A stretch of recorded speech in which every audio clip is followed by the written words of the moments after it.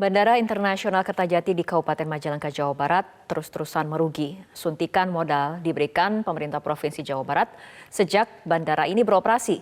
Proyek bandara dengan nilai pembangunan 2,6 triliun ini disebut minim kajian.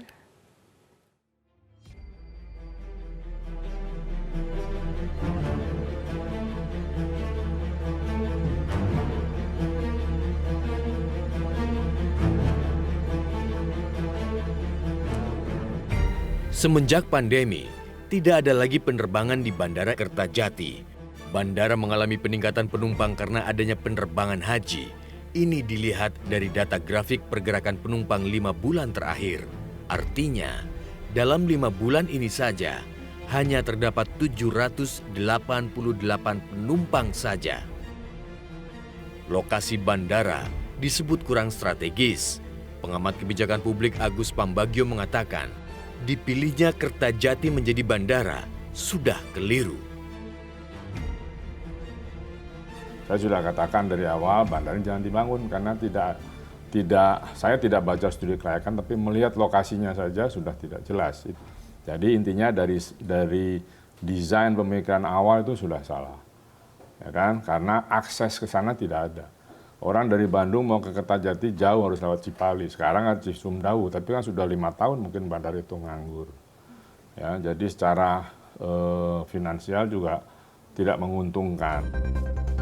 Dalam rapat Badan Anggaran di DPRD Jawa Barat, PT BIJB selalu menjadi sorotan karena rapot keuangannya yang selalu merah. Dadi Rohanandi menyebut anggaran APBD Jawa Barat hanya sebagai mesin ATM Bandara Kertajati. Saya anggota Badan Anggaran yang juga setiap tahun memperoleh rekapitulasi soal neraca masing-masing BUMD. Dan Kertajati, BIJB Kertajati saya kira terus terang saja termasuk yang merah sampai hari ini. Memang ada apologi bahwa di situ bisnis bandara itu katanya bisnis jangka panjang. Tapi saya kira poinnya tidak di situ.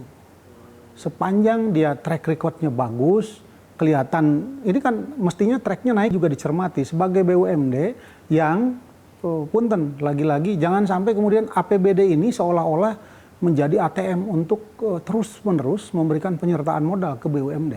Ini celaka. Biaya operasional bandara ini disebut mencapai 5 miliar rupiah dalam sebulan, sementara pemasukan yang didapat kurang dari 10%. Dengan rute terjadwal pesawat seminggu 2 kali, ini artinya pihak bandara terus-terusan merugi. Bandara sebesar ini itu kan sebenarnya itu harusnya itu memang cukup mahal lah ya gitu loh.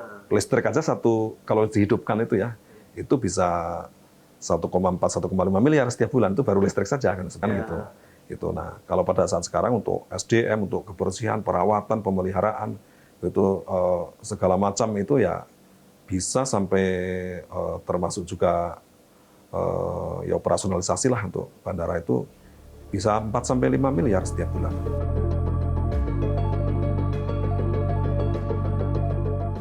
Sebagai perusahaan daerah, Bandara Kertajati menjadi kebanggaan warga Jawa Barat. Upaya penyelamatan bandara ini berada dalam kondisi kritis, perlu putar otak agar bandara ini tetap bernafas.